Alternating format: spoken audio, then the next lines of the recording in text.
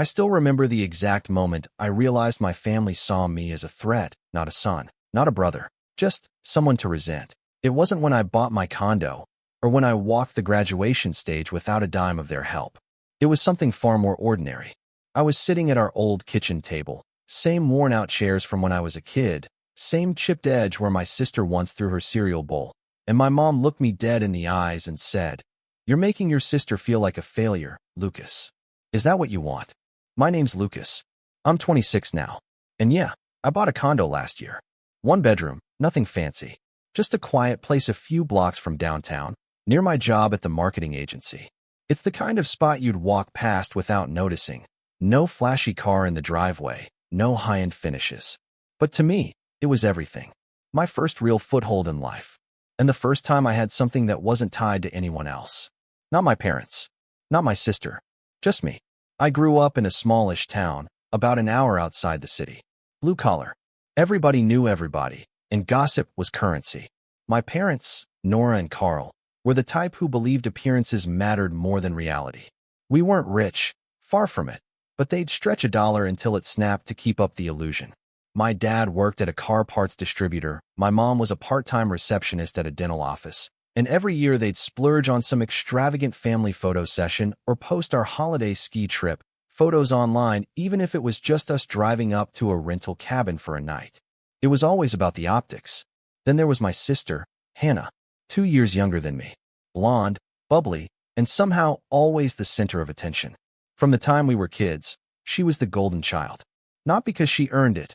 Honestly, her grades were mediocre, and she bounced from one passion to another like a ping-pong ball, but because she was loud, charming, and knew exactly how to play my parents like a fiddle. She had a way of making everything about her. If I got an A on a math test, she'd cry about how left out she felt. If I saved up to buy a new bike, she'd guilt-trip our parents until they bought her one too. Different color, slightly newer model. Every time. By the time I was 16, I'd already started working after school. First it was at a local pizza place, then I picked up a weekend shift at a grocery store. Eventually, I was juggling 3 part-time jobs just to save up for college. Not because my parents couldn't help, though they claimed things were tight, but because they flat out told me they wouldn't. "It's time you learn the value of money," my dad had said, after handing Hannah $300 for a weekend cheerleading retreat. That was the moment I stopped expecting anything from them. College was brutal. I went to a state university, lived in a shared dorm, ate ramen for dinner more times than I'd like to admit.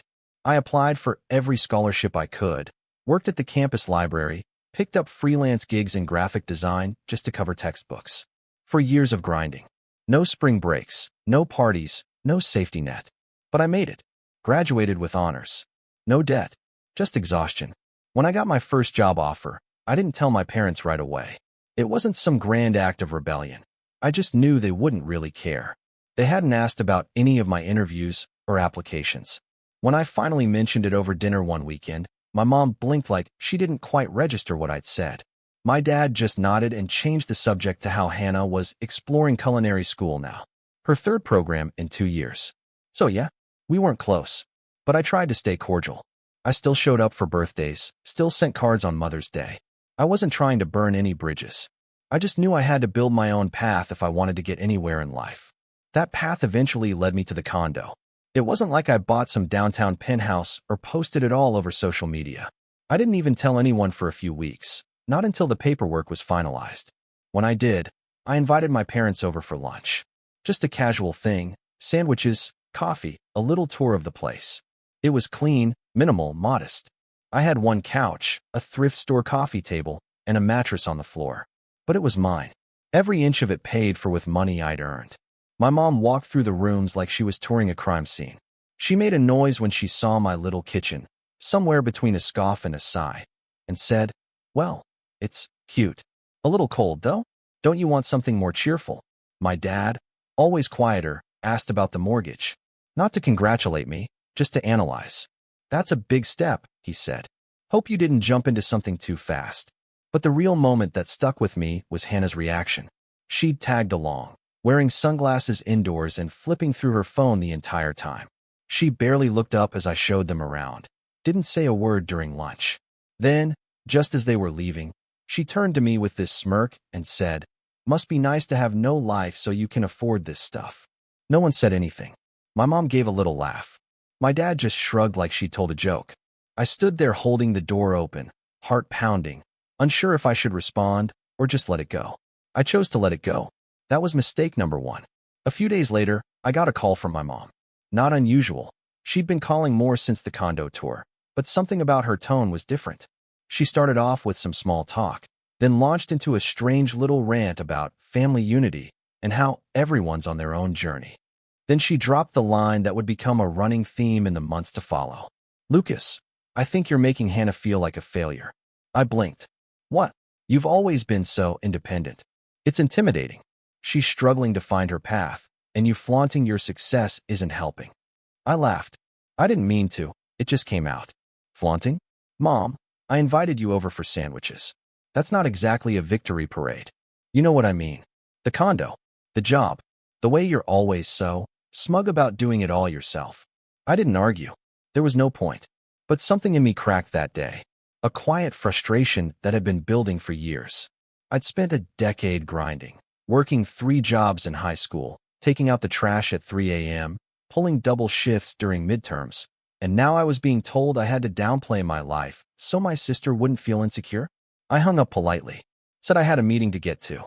Then I sat on my thrift store couch for a long time, staring at the walls of my hard-won little home, trying to swallow the bitterness creeping up my throat. It was the beginning of a pattern. Over the next few months, every interaction with my family came with strings. My mom would suggest I stop talking about work around Hannah. My dad would comment on how lonely I must be living alone. Hannah herself would drop passive-aggressive lines about how she couldn't imagine wasting her 20s on spreadsheets. Then came the first truly bizarre request. My mom asked if I'd consider letting Hannah move in with me. Just for a few months, she said. Just until she figured things out. That was the moment something inside me shifted. Not snapped, just shifted.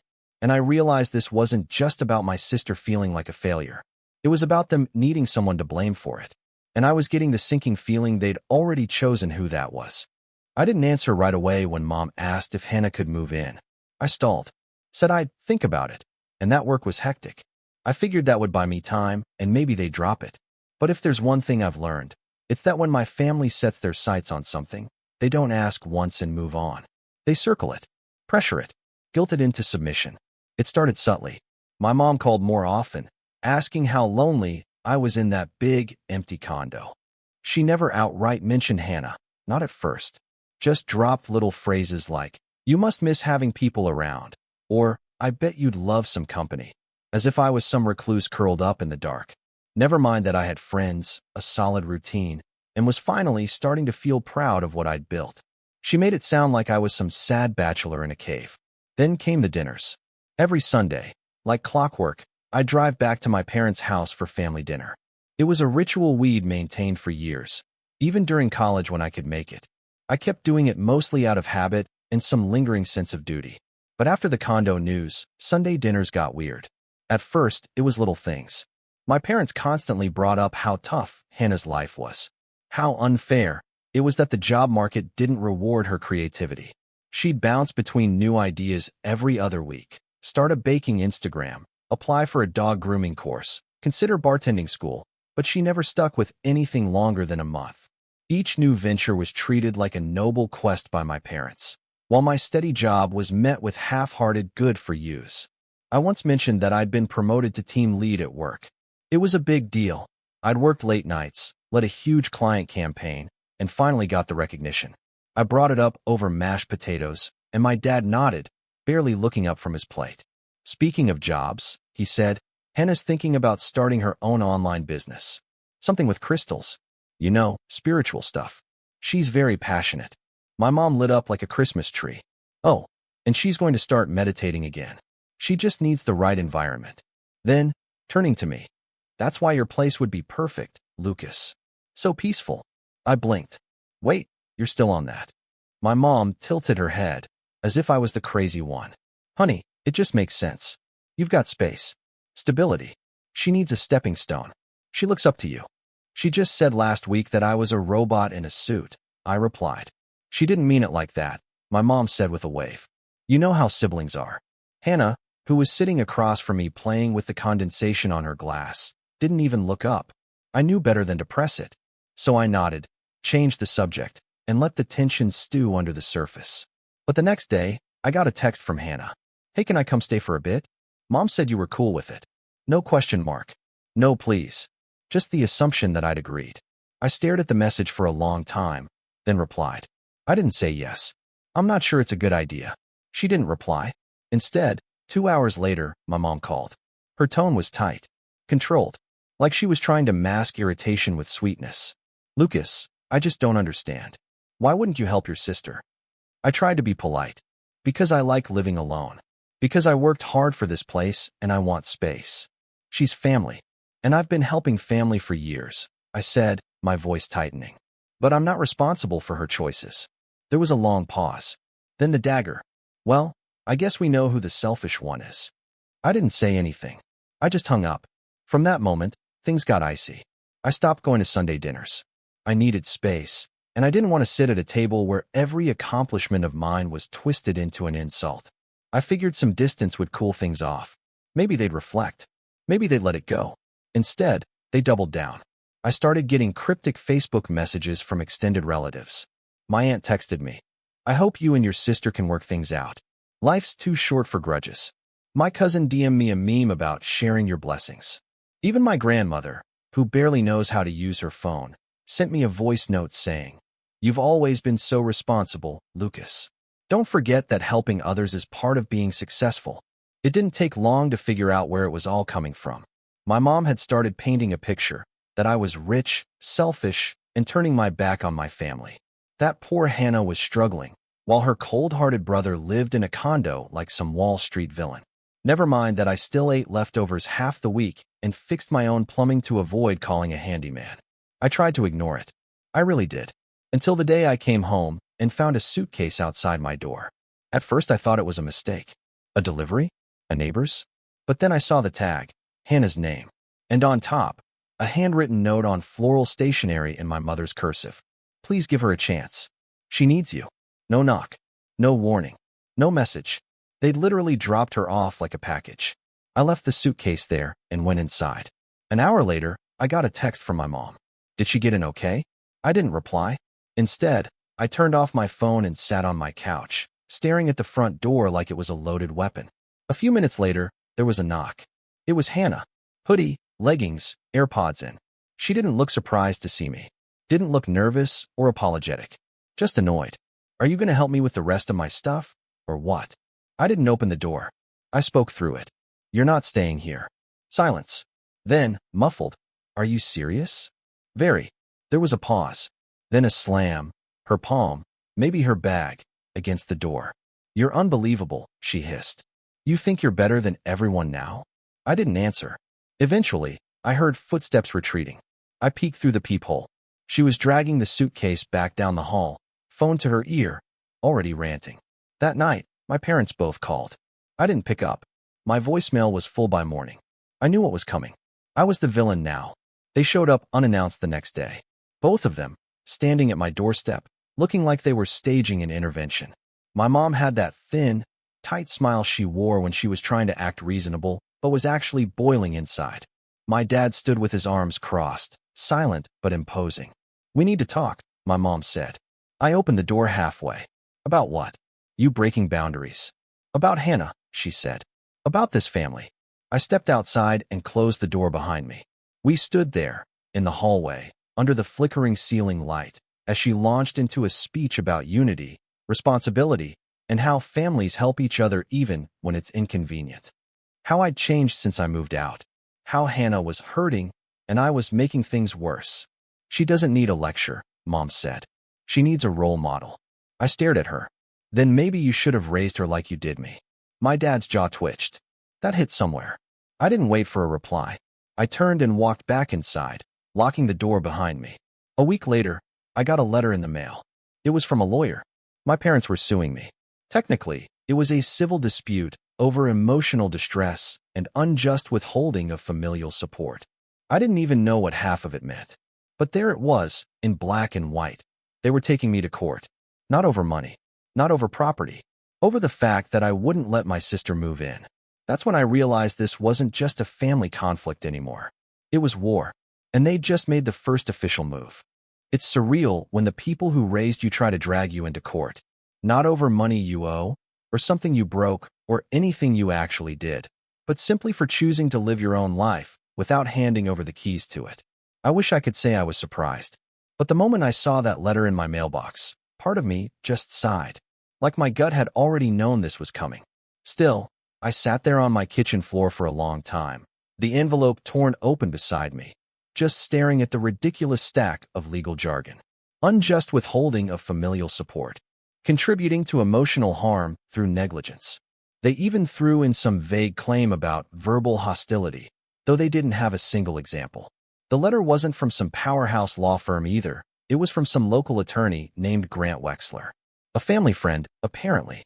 Someone I vaguely remembered from some cookout years ago, making off-color jokes by the grill. So they'd really done it. Gone to someone they knew. Sat down, shared their twisted version of events, and convinced him to draw up this absurd legal threat. I didn't even know how to process it. Was I supposed to laugh? Cry? Rage? Instead, I picked myself up, made a cup of instant coffee, and called the one person who hadn't chosen a side, my old college roommate, Nate. Wait, what? He said after I explained. Yeah, I said, sipping the world's most bitter coffee. They're suing me because I won't let my unemployed sister move into my one-bedroom condo. There was a pause. Then he let out a slow whistle. Dude, that's next level. I haven't even had a chance to buy a couch that isn't secondhand yet. And they want me to turn my place into a halfway house for Hannah's hobbies. He didn't laugh. Nate usually had a joke for everything. But this time, he just said, "That's toxic, man. I'm sorry. That stuck with me. Toxic." I'd never put the word to it before. For years, I just called it difficult or complicated or family. But toxic? Yeah, that was starting to fit. I didn't respond to the letter right away. I wanted to be smart about this. I looked up the lawyer online, searched the court website to see if anything had actually been filed. They hadn't yet, and booked a consultation with a local attorney just to cover my bases. The guy, Mr. Ramirez, read through the letter and raised an eyebrow. They're bluffing, he said. There's no legal standing here. This isn't a case. It's emotional manipulation dressed up in legalese. Can they file it anyway? I asked. He shrugged. Technically, anyone can sue anyone for anything. Doesn't mean it'll go anywhere. But yeah, if they file, you'll have to respond. I nodded slowly. My stomach was doing cartwheels. Not because I was scared of losing. It was a ridiculous case. But because this felt like a line being crossed. Something you couldn't come back from. Still, I tried one last time. I called my mom. She picked up on the second ring, voice sweet like syrup. "Lucas, I'm glad you called. You sent me a lawsuit, Mom." She sighed. "It's not a lawsuit. It's a formal notice. A request to mediate. With legal threats. Because you wouldn't listen to reason," she snapped. "You've shut us out. You act like we're strangers." I rubbed my forehead.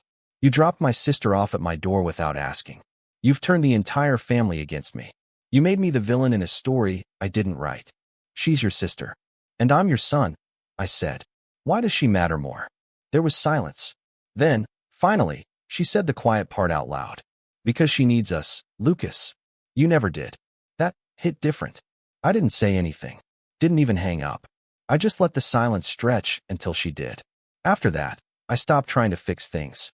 I let my lawyer handle the formal response, which basically amounted to, "This is nonsense." I blocked my mom's number. I muted the family group chat, which had turned into a swamp of passive-aggressive memes and scripture quotes about forgiveness. I focused on work, on breathing, on reclaiming the peace I'd fought so hard to build. But they weren't done. About 2 weeks after I blocked them, I came home from work to find my condo door unlocked. That alone sent my heart into my throat. I knew I'd locked it. I always did. I lived alone. I triple-checked. The door wasn't open, just unlocked. I pushed it in slowly, every horror movie scene I'd ever seen flashing through my mind. The lights were off. Everything looked mostly untouched. Except the bedroom. There, in the corner, was a stack of boxes. Hannah's boxes. Shoes. Clothes. A lava lamp. A scratched-up, full-length mirror. Her stuff had been moved in. And on my bed, like some twisted cherry on top, was a pillow embroidered with the words, "Sisters make life sweeter." I stood there frozen. Not scared, just stunned. Violated. My skin felt like it didn't fit right. I backed out of the room and dialed my building's front desk. "Hi, this is Lucas from 4B, I said. "Did anyone come up to my unit today?" The woman on the other end clicked her tongue. "Oh, yeah? Your mom signed in around 1 p.m. Said she had your permission." "I didn't give her permission," I said, teeth clenched. "And how did she get in?" There was a pause. "Then, said she had a key." I hung up before I lost it. I called the locksmith that night. Had all my locks changed. Upgraded to a keypad system. Canceled the old keys. Then I sat in the living room surrounded by her stuff and tried to figure out what had just happened. They'd let themselves in. Moved her in. While I was at work. Like I was some kind of chump landlord who'd finally been worn down. It felt like a full-body betrayal. But the worst part came 3 days later. I got a letter in the mail. Not legal this time. Just a plain white envelope, handwritten address. No return label. Inside was a photo. It was me at work.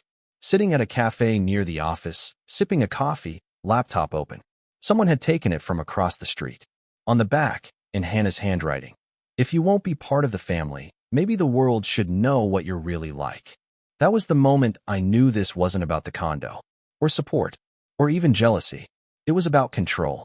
They couldn't handle the fact that I'd escaped their little ecosystem, that I wasn't bending anymore, that I had something that wasn't theirs to touch, shame, or use. So they were going to take it, one way or another. My heart was pounding. I scanned the photo for clues. Date, time, shadows, nothing obvious. But someone had followed me, taken the photo, mailed it, and they were threatening. What exactly? To expose me? For what? Having a job? Drinking coffee? I took it to the police, just to cover myself. Filed a report. They didn't take it super seriously, but they noted it. Said if I felt unsafe, I could pursue a restraining order. I wasn't there yet, but I was getting close. Then came the final blow. My boss called me into his office one Friday afternoon. He had a look on his face I didn't like. Tight smile, nervous eyes. "Lucas," he said, motioning to a chair. "We got an email this morning. Anonymous tip. Claimed you were using company resources for personal gain. Said you were moonlighting. That you were unstable." My stomach dropped. "That's not true." He nodded. "We know. HR looked into it. You're clean. But I thought you should see it." He slid a printed email across the desk. The address was fake. But the language? I knew it. I'd seen that phrasing before. In text messages. Family group chats. My mom's overly formal, passive-aggressive style. The same kind of polite venom she used when writing church newsletters. They were trying to sabotage my job. That's when it stopped being painful and started being personal. I left the office shaking, not from fear, but from fury. My world had been small for so long. Head down. Work hard. Don't rock the boat. I thought that would be enough. But they'd crossed a line. They broke into my home. Tried to ruin my career. Sent threats. Lies. Manipulated the people around me until I was surrounded by whispers and side eyes. I didn't want revenge. I wanted freedom. But to get that, I was going to have to make them regret ever thinking I was someone they could control. And I had the perfect plan to do it. There's a moment when your brain just shuts down to protect you. Not in a dramatic, fall to your knees kind of way, but more like a dimmer switch. The lights are still on, but everything feels distant. Muted. Like you're watching your life through a dusty window, and all you can do is stare. That's how I felt walking home after the meeting with my boss. It wasn't just the email. It was the realization that they had crossed every single line. Home, family, work. There wasn't a single corner of my life they hadn't tried to invade. Not one boundary they hadn't steamrolled over. And worst of all, there was no remorse. No hesitation. Just this smug belief that I owed them something. And if I didn't pay up, they had the right to destroy me. I don't know how long I stood at the intersection outside my building, watching the walk signal blink. People moved past me like water. My phone buzzed in my pocket. Probably another voicemail or message from a relative I hadn't spoken to in months, suddenly feeling entitled to mediate. I didn't look. I couldn't. When I finally got inside, the condo felt colder than usual. Not physically, just spiritually. Like some part of the place had been poisoned by what had happened. Her boxes were still stacked in the corner, even though I'd pushed them away from my bedroom and into the hallway closet. I didn't touch them. Not yet. I couldn't bear to look through them.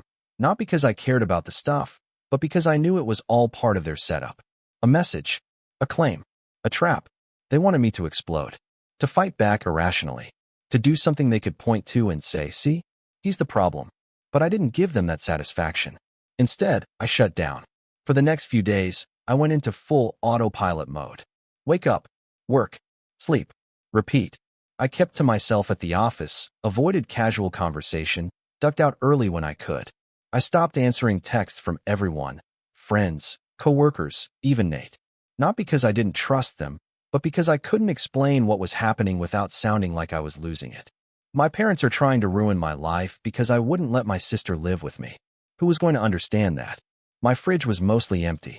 I lived off protein bars and microwaved rice. I didn't even play music or turn on the TV. I just needed silence.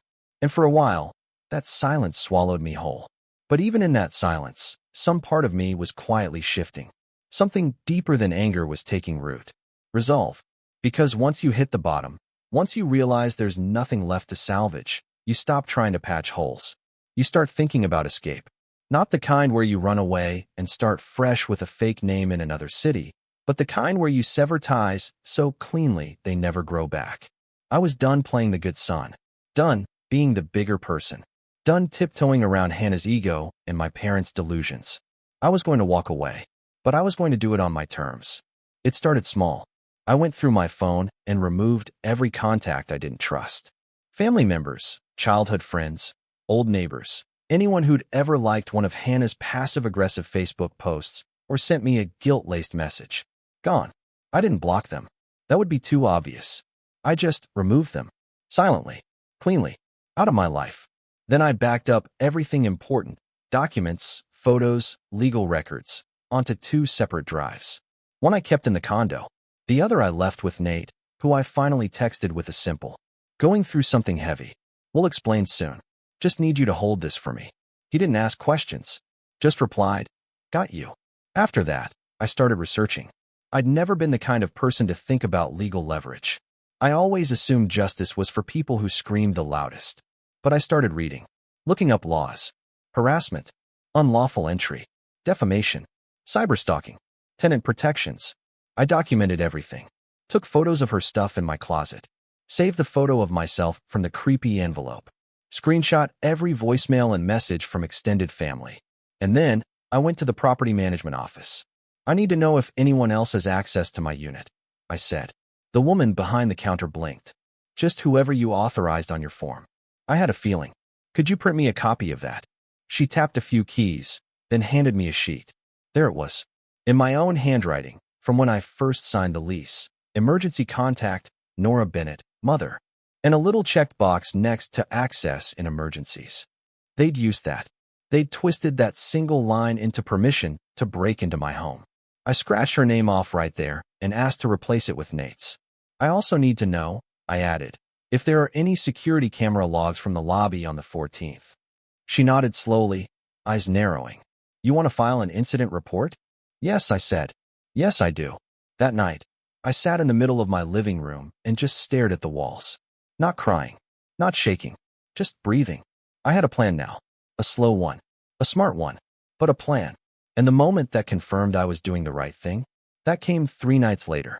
I'd just come home late from work, took on a double shift to clear my head, and found a note taped to my door. No envelope. Just a single sheet of notebook paper written in thick black Sharpie. "You can change the locks, but not who you are. You'll always be alone, Lucas. And when you are, we'll still be a family. She'll always come home to us. You're the one who'll be forgotten." No signature. But the handwriting? Unmistakably my mother's. And the word choice, forgotten, was something she used often, usually when scolding people in church for forgetting their roots. I stood there holding the note in one hand, the doorknob in the other, and just felt this overwhelming stillness wash over me. They weren't just trying to guilt me anymore. They were trying to erase me, make me doubt myself, my worth, my right to choose a different path. That's when I realized something brutal but honest. They didn't want me to succeed. Not unless I did it on their terms. Not unless they could take partial credit. Not unless it somehow fit the narrative they'd constructed, that Hannah was the delicate flower, and I was the sturdy trellis holding up the family. The moment I stepped outside that role, I became a threat. And so they decided to crush me. But I wasn't going to let them. The next day, I called a different lawyer. Not to defend myself, but to go on the offense. I told him everything. Every step. Every message. Every invasion. He listened, asked questions, and finally said something I hadn't allowed myself to believe. You've got a case, Lucas. Possibly several. He outlined options. Protection orders. Civil harassment claims. Even damages, if I wanted to pursue them. I didn't decide right away. I still wasn't sure I wanted a legal fight. But I felt the weight start to lift. Because now, I wasn't just surviving. I was building an escape.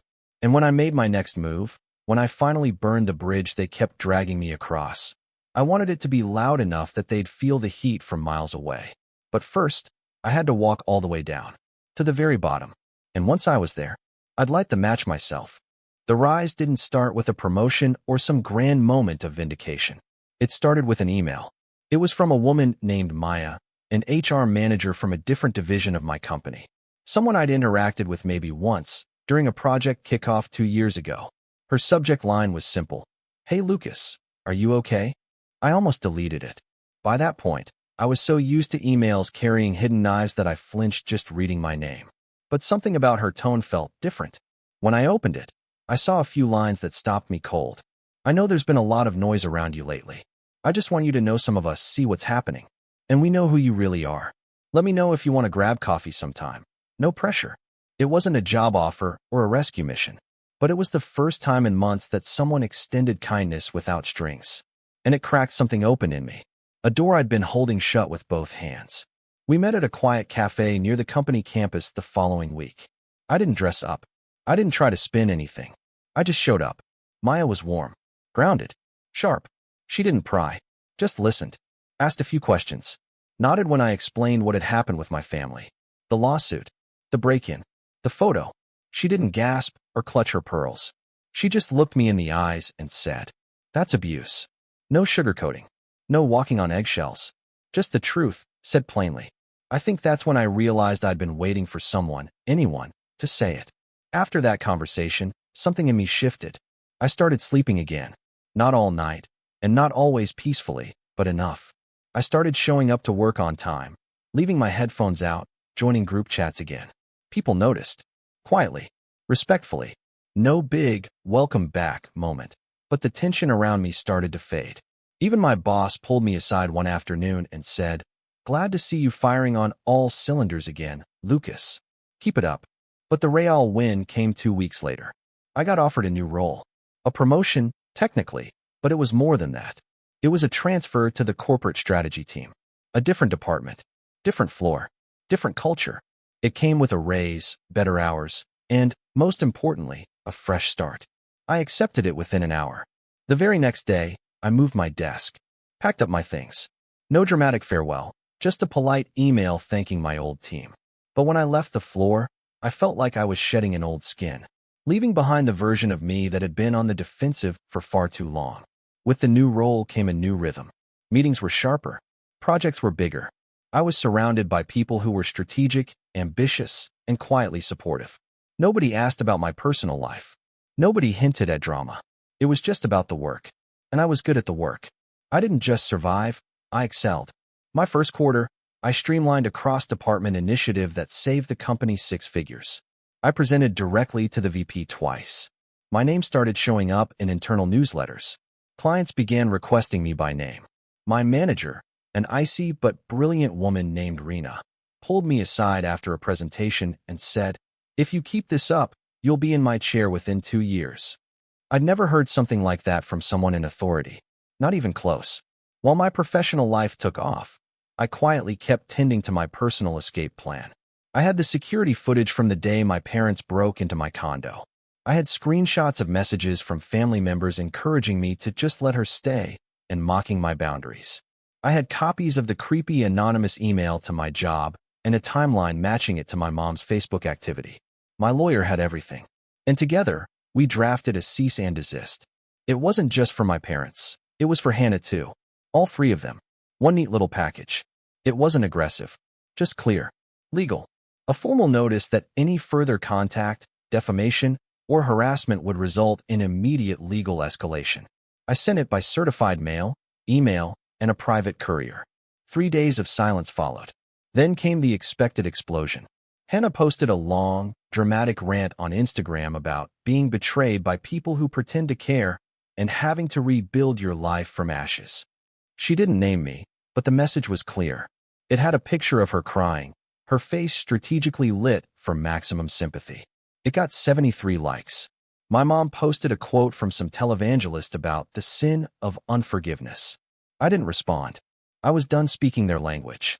Around this time, I decided to start therapy. It was something I'd thought about for years, but always put off. Too expensive, too time-consuming, too vulnerable. But now, with my new role and better income, I could afford it. And for the first time in my life, I wanted to sit with someone and talk. Her name was Dr. Elise. Mid-40s. Soft voice, but sharp eyes. She saw right through me in the first session. Didn't push, just waited. And eventually, I opened up. I told her everything. The jobs I worked as a teenager. The way my parents made me feel like success was a dirty secret I wasn't allowed to enjoy. The way Hannah always managed to twist the spotlight back onto herself. The lawsuit. The note. The photo. She listened. And when I was done, she said something that stuck with me. Lucas, you were raised in a family that taught you love was conditional. That your value came from what you could give, not who you were. And the moment you stopped giving, they turned on you. It hit me in the chest. Because she was right.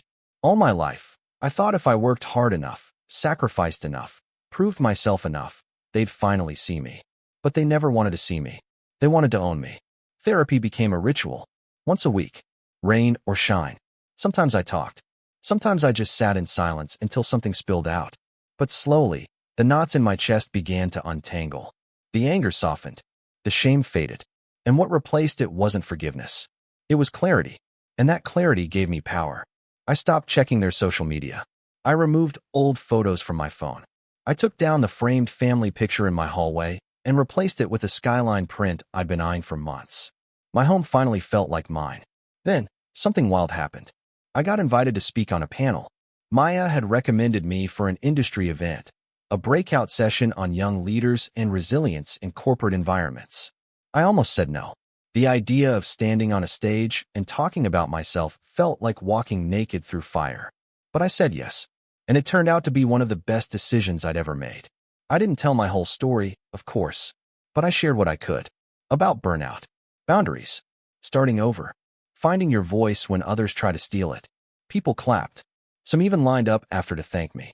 One young guy, maybe 24, pulled me aside and said, "My parents are the same way." I didn't know anyone else went through that. I shook his hand, looked him in the eye, and said, "You're not alone. And you're not crazy." That moment, that was the real turning point. Because I realized I'd made it out. Not perfectly, not without scars. But I wasn't trapped anymore. I wasn't reacting. I was choosing. And every day, I chose me. A few weeks after the panel, I got a promotion offer. Not just internal this time, external. A headhunter reached out about a senior strategy role at a fast-growing firm. Bigger salary, more freedom, remote-friendly. They'd seen me at the event and were impressed. I took it. I gave my notice with a full month's grace period. Helped train my replacement. Left with handshakes and glowing recommendations. And the day I walked out of that building for the last time, I didn't look back. Because I had somewhere better to be. The new job didn't feel like a job. It felt like stepping into an entirely different world. Gone were the beige cubicles, the passive-aggressive emails, the shallow culture that rewarded obedience over originality. This new firm, Solace Strategies, was lean, sharp, and unapologetically ambitious. They didn't want you to fit in. They wanted you to stand out. I was brought on as a senior strategy consultant, tasked with leading multi-million-dollar client projects from end to end. It was high-pressure, fast-paced, but for the first time in my life, I thrived under it. I wasn't just another cog in the wheel. People came to me for answers, for guidance, for decisions, and I gave them results. Within 3 months, I had turned around a failing logistics project for a Fortune 500 client. By month 4, I was on a first-name basis with the executive director. By month 6, the COO pulled me into his office, closed the door, and said, "We want to fast-track you. Director level. You've got the mind for it, and more importantly, the spine." I wasn't ready to accept that promotion yet, but I was ready to use it, because with power comes leverage, and I was about to use mine. It started, strangely enough, with Hannah. Again, One of Solace's new side projects was a market viability study for up-and-coming creators and influencers. Our client, a global content monetization platform, wanted to understand how lifestyle creators were monetizing short-form content and what kind of growth potential they had. As part of that, we had access to a massive analytics database, ad revenue breakdowns, engagement rates, audience growth models, even private flag reports. And one of the names that popped up? Hannah Bennett. At first, I stared at the name, assuming it had to be someone else. But there she was. Same handle as the Instagram she'd used to accuse me of being toxic. Same tear-filled selfies. Same pastel captions about finding yourself and family betrayal. Apparently, she'd monetized the drama. There were affiliate links to self-help journals, sponsored posts for online therapy apps, even a GoFundMe titled Starting Over After Abuse. It had raised over $11,000. I wasn't angry. Not exactly. I was impressed. She'd turned our family war into a brand. But here's where it got dark. One of the private flag reports, an internal tool used by the platform to track suspicious behavior, had a red marker next to her name. Inauthentic claims. Manipulated narrative. Violation of TOS under review. Apparently, someone had reported her for weaponizing family stories for personal gain, particularly her false claims of being evicted by her abusive brother and having no access to housing. The platform had opened a soft investigation, but it had stalled without further evidence. Evidence I had. I bookmarked everything. Every flagged post. Every dollar raised. I downloaded a copy of her GoFundMe pitch, her influencer pitch deck. Yes, she had won. And even the weirdly dramatic video she posted where she cried on camera, talking about how I stole her safe space. All of it, documented. Not to use yet. Just collected. Because if I was going to go down this path, I needed to be surgical. Around this time, my lawyer, Andrew Ramirez, called with an update. They've stopped responding, he said. No contact from their lawyer in over a month. Not even a reply to the cease and desist. Dead quiet. So what does that mean? I asked. It means they're either regrouping, or they think you've moved on. I leaned back in my chair, staring out my high-rise window. The city looked so small from up here. I haven't, I said. He laughed softly. I figured. You want to go scorched earth? Not yet. But I want to make sure the earth's nice and dry when I do. That's when we started building the second file. See, there's a difference between fighting a legal battle and building a case. Most people throw punches the second they get hit. But I'd learned. You don't fight when you're still bleeding. You wait. You heal. You grow stronger. And then you crush. The second file was for civil damages. Not just harassment, but defamation, reputational harm, emotional distress. We gathered statements from my employer, both former and current. Testimony from my building's property manager about the break-in. Documentation of the therapy costs I'd incurred as a direct result of their behavior. I even had a forensic tech pull metadata from the creepy photo they sent of me at the cafe. It was all admissible, and it all pointed to one thing. Premeditated sabotage. But even with all that, something still held me back. I didn't want revenge just for the sake of revenge. I wanted to be free. And every time I thought about launching a lawsuit, I asked myself, would it help me move on, or just tie me to them longer? So instead of pulling the trigger, I made a different move. I contacted someone from my past. My uncle, Daniel. He was my mom's estranged younger brother, 10 years her junior, and the black sheep of the family. He'd been pushed out years ago after a fight over inheritance. I'd only seen him a few times as a kid, but I remembered his dry wit and his refusal to take anyone's nonsense. I found him through LinkedIn of all places. He ran a small real estate development firm out of North Carolina. I sent a short message, not expecting much. Hi, Uncle Daniel. Not sure if you remember me. It's Lucas, Nora's son. I'd love to catch up, if you're open to it. He replied within 2 hours. Of course I remember you. Your mother hasn't poisoned all my brain cells yet.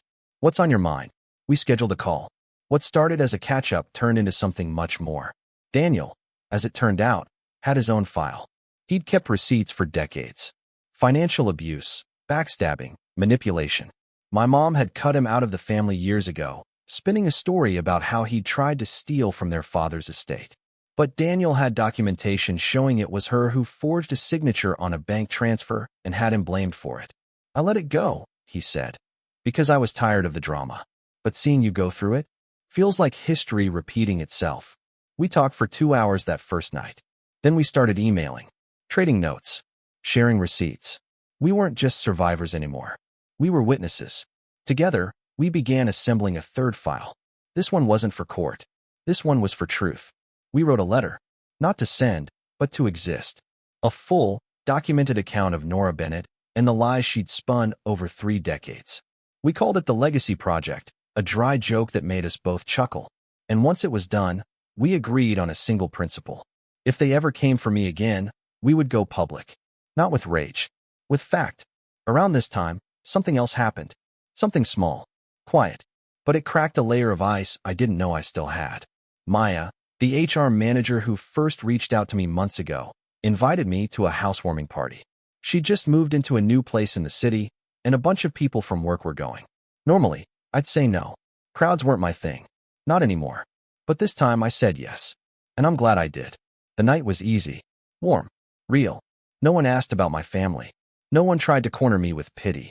People laughed, shared stories, passed drinks. Maya pulled me into a conversation with some of her college friends, and I found myself talking about things that had nothing to do with trauma. Music, movies, hiking spots. At one point, I stepped onto the balcony with my drink, just to take a breath. Maya joined me a moment later, leaned on the railing beside me. "Feels good, doesn't it?" she asked. I nodded. "Yeah, it does. You look lighter." I smiled. "I think I am." Then she looked at me, really looked at me, and said, "You know, I hope you stop waiting for them to apologize." I blinked. "I'm not." She raised an eyebrow. "Okay," I admitted. "Maybe a little." She shrugged. "They won't. And even if they did, it wouldn't be the apology you deserve. So just live. That's the best revenge." I didn't say anything, but I felt it. Something inside me shift again. She was right. Revenge wasn't just about making them pay. It was about making them irrelevant. And I was almost there. Almost. But before I could let go completely, I had one last thing to do. One final move. A checkmate they wouldn't see coming. I knew revenge would never give me back the years I lost. It wouldn't erase the 3 job nights from high school. Wouldn't undo the silent birthdays during college while Hannah's every whim was celebrated like a royal coronation. Wouldn't patch the hollow feeling I'd carried in my chest after the lawsuit, the break-in, or the creepy photo sent anonymously to my mailbox. But I didn't want those years back. I wanted to send a message. And not just any message. A clean, quiet, undeniable one.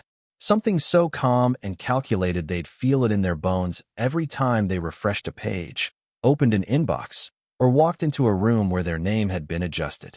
Because sometimes the best revenge isn't about making someone cry. It's about making them irrelevant. And with every step I'd taken, the condo, the new job, the connections, the files, I'd positioned myself exactly where I needed to be. Above them. Untouchable. But still watching. It started with Hannah's brand. That sad, pastel-colored empire she'd built on top of my reputation.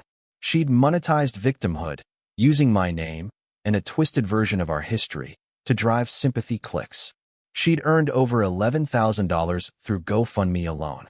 Her TikTok was full of soft-spoken story times about being abandoned by her emotionally abusive older brother. She sold affiliate links to journals, therapy prompts, healing crystals, all wrapped in that nauseating veneer of faux enlightenment. What she didn't realize was that her monetization platform had strict policies about fraudulent emotional appeals, especially if they involved defamation or demonstrably false narratives. And she had violated nearly all of them. I waited until I had everything. I didn't just report her. I documented her. A full file, sourced and organized. Screenshots, video clips, timestamps, financial inconsistencies, contradictions in her story over time. A list of items in her recovery journey, GoFundMe, that I could prove were either lies or had already been gifted to her years before. Then I made an anonymous submission to the platform's internal review board, along with a copy sent directly to their legal compliance team. No emotion, no ranting, just 22 pages of cold, cross-referenced truth. 2 weeks later, Hannah's monetized content was demonetized. GoFundMe froze her payout, pending investigation. Her affiliate links stopped working. Her TikTok? Shadow banned. And I didn't even touch her directly. Just lifted the curtain. She went ballistic on Instagram, of course. Posted black squares. Cryptic captions talked about how haters will always try to steal your voice when you speak your truth. But the algorithm didn't care. Her engagement dropped by 70% in 10 days. Her DMs turned on her. Even some of her old supporters started to question her stories. But that was only phase 1. Phase 2 involved my mother, the queen manipulator. The woman who once spent $400 on Hannah's high school prom dress and then told me there wasn't room in the budget for a second-hand tie when I asked for help buying clothes for my job interview. I knew her weakness, reputation. My mom didn't care about money, not really. She cared about image, church circles, Facebook likes, what people said about her in whispers behind closed doors. She had curated a persona of the long-suffering, spiritual matriarch for years. So I hit her there. It started with a single, perfectly timed leak. Remember Uncle Daniel? The so-called black sheep of the family? He still had ties to a few people back in our hometown. One of them, a local real estate broker, also sat on the board of the same church committee my mom boasted about in every Christmas letter. He offered to share some documents anonymously. What documents? Oh, just the ones Daniel and I had compiled showing how my mother misrepresented an old inheritance dispute. Forged a signature. Pushed Daniel out. Then told everyone he was the thief. The leak was subtle. A manila envelope placed discreetly in the church office mailbox. No return address. No explanation. Just facts. Within days, whispers started. I didn't hear it directly, of course. I wasn't there. But my cousin texted me a week later out of nowhere. Dude, I think your mom's in serious trouble. People are talking. Did you do something? I didn't reply, because by then, phase 3 had already begun. And that one was for me. See, after the cease and desist, my parents had gone quiet. Not out of remorse, out of calculation. They were waiting to see if I'd eventually come crawling back. They'd done it before. Pulled back just enough to make me think maybe things were getting better. Then, when I opened the door again, they'd strike harder. But not this time. Because now I had a plan that didn't involve confrontation. It involved erasure. I filed a formal request for a legal name change. Not first and last. Just a slight modification to my middle and last. Still recognizably me, but enough to sever all legal ties. I switched my digital footprint. New professional email, new portfolio URL, updated LinkedIn with my new branding. I informed HR, payroll, banks. Every official record. In one coordinated week, I scrubbed myself from their reach. Then I quietly sold the condo. Yep, the same place I fought so hard to protect. But not out of defeat. Out of strategy. The moment I closed on the sale, I signed a lease in a city 2 hours away, closer to my new firm's East Division HQ. A sleek apartment overlooking the river. New building, fresh start, security-keyed elevators. And most importantly, no one knew where I lived. Not Hannah. Not my parents. Not a single cousin. I even changed my phone number. Gave it to only 3 people. Nate, Maya, and my lawyer. And on the very last day, right before I moved out, I opened that hall closet, the one where I'd shoved Hannah's old boxes. I took them downstairs and left them on the curb. Not with a note. Not with bitterness. Just gone. Like her access to my life. Gone. The final phase was the quietest of all. It was a letter, written on heavy stock paper, delivered by certified mail, addressed to my parents. Inside, there was no emotion. No plea for reconciliation. No accusations. Just a single page, notarized letter. Effective immediately, all communication directed toward me, my employer, my residence, or any affiliated party will be considered harassment under applicable state law. I have taken appropriate steps to ensure legal boundaries are in place. Any further violation will be met with a formal response through the appropriate channels. We are no longer family. Do not contact me again. It was clean, brutal, final, and it felt incredible. I imagined my mother reading it at the kitchen table, mouth thin, trying to figure out how to spin it to her church friends. I imagined my father, silent as always, reading it and knowing he'd burned the last bridge with the only child who ever showed up without needing a bailout. I didn't feel guilt. I felt relief. Not the screaming kind. The quiet kind. The kind you feel when you walk out of a toxic building and breathe fresh air for the first time in a decade. And the best part? I never had to look back. I didn't need them to grovel.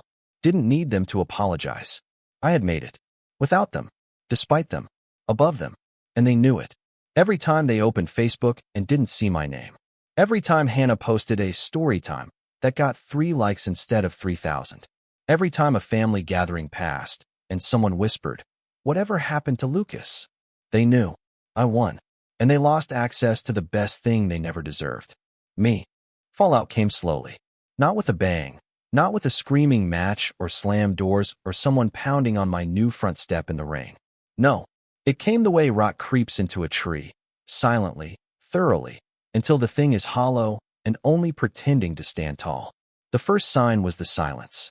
After I sent that final letter, the one declaring, in precise legal terms, that I was done, my lawyer confirmed delivery within 72 hours. I didn't get a response, and I didn't expect one. What surprised me was that even the indirect noise stopped. No cousin DMs. No subtweets. No cryptic Facebook status about losing a son to pride. Nothing. It was eerie, but it was also exactly what I wanted. They weren't quiet because they'd found peace. They were quiet because they didn't know what to do without access. I was no longer fuel for their drama machine. And without me, the engine stalled. 3 weeks after I moved, Nate sent me a screenshot from the old family group chat, the one I'd muted months ago and eventually left without a word. Apparently, Hannah had tried to revive it by posting a long, meandering message about family legacy and how forgiveness was the cornerstone of healing. She didn't mention me by name, but she didn't have to. It was obvious. Only one person replied. My cousin Ben. He simply wrote, "Maybe if you hadn't lied about him to 100,000 strangers, he'd still be around." After that, she didn't post again. Another week passed, and I got a tip. Not from anyone I expected, but from Daniel. He called me out of the blue. "Thought you'd want to know," he said, chewing on something. "Your mom and Hannah had a bit of a falling out." I raised an eyebrow. Over what? He chuckled.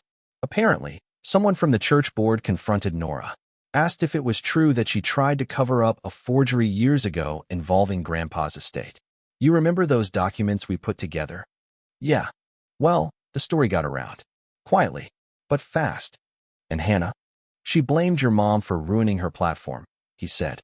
Said if Nora hadn't escalated things with the lawsuit and the condo break-in, none of this would have happened. "And your mom?" "Well," she finally snapped. I leaned back in my chair, staring at the ceiling. "Let me guess. They turned on each other." "Yup. Like wolves in a cage." It wasn't satisfying in the way I thought it might be. I didn't feel triumph.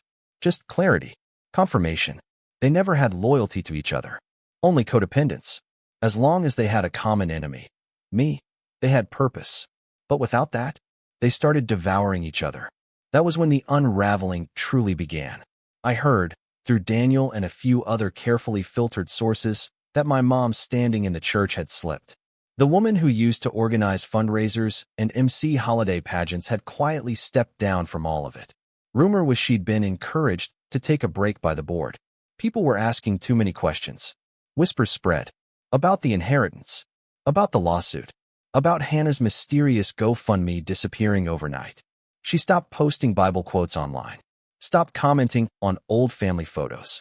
She retreated, slowly, into herself. But Hannah? She imploded. One of her old supporters, a former trauma coach she used to collaborate with, publicly accused her of lying about her backstory to gain clout. Posted screenshots of Hannah admitting, in private, that her brother wasn't abusive, just uptight, and that the whole abandonment narrative had been exaggerated for engagement purposes. That post spread like wildfire. Commenters dragged up old inconsistencies in her story, side-by-sides of conflicting timelines. Archived videos where she contradicted herself. Her follower count started bleeding by the thousands. Sponsorships dropped. Her links went dead. And the cherry on top? GoFundMe issued a statement after concluding their investigation. They refunded over $10,000 to donors. Quietly, without naming her. But those in the loop knew. She vanished from the internet 2 days later. Not rebranded. Not pivoted to healing. Vanished. No more posts. No new accounts. Just gone. The only trace left was a now-deleted Reddit thread where someone asked, "Whatever happened to that girl who cried on TikTok about her evil brother kicking her out?" One of the replies. Turns out she was the evil one. But even with all that, with their reputations crumbling and their narratives collapsing, I didn't gloat. I didn't poke the ashes. I just lived. I flourished, actually. The new job became more than a career. It became a launch pad. I wasn't just working at Solace anymore. I was leading. Within 6 months of taking the role, I was overseeing a small team. By the end of the year, I was directing strategy for a 7-figure portfolio. People trusted me, respected me, looked to me, and not once did I have to sacrifice who I was to earn that. Outside of work, things bloomed too. I kept seeing Maya. At first it was just coffee, then long walks by the river, then quiet dinners where we shared things we didn't talk about with anyone else. She never pushed, never tried to fix me. She just listened. And one night, while we were sitting on the balcony of my apartment, her feet tucked under her, a blanket draped over both of us, she said something that echoed louder than anything I'd ever heard. "You didn't just survive them, Lucas. You outgrew them." She was right. I'd spent so long trying to win their approval, trying to prove that I was worthy of love, of belonging. But the truth was, I was trying to bloom in poisoned soil. The only way to thrive was to replant myself. And I had. Every part of my life now felt chosen, not inherited, not handed down with guilt, not weighed down by someone else's expectations. I had chosen my peace, my people, myself, and the world hadn't ended. It had only begun. Months passed. Seasons changed. My past faded into the background like a town you drive away from and never look back on. Then, one last thing happened. One final ripple in the pond. I got a letter in the mail. Not certified, not formal, just a regular envelope. Handwritten address. From my dad. I stared at it for a long time. I almost threw it away. But curiosity won. Inside was a single sheet of paper. No greeting. No closing. Just a short message written in his stiff, utilitarian handwriting. "Your mom's not doing well. She barely speaks anymore.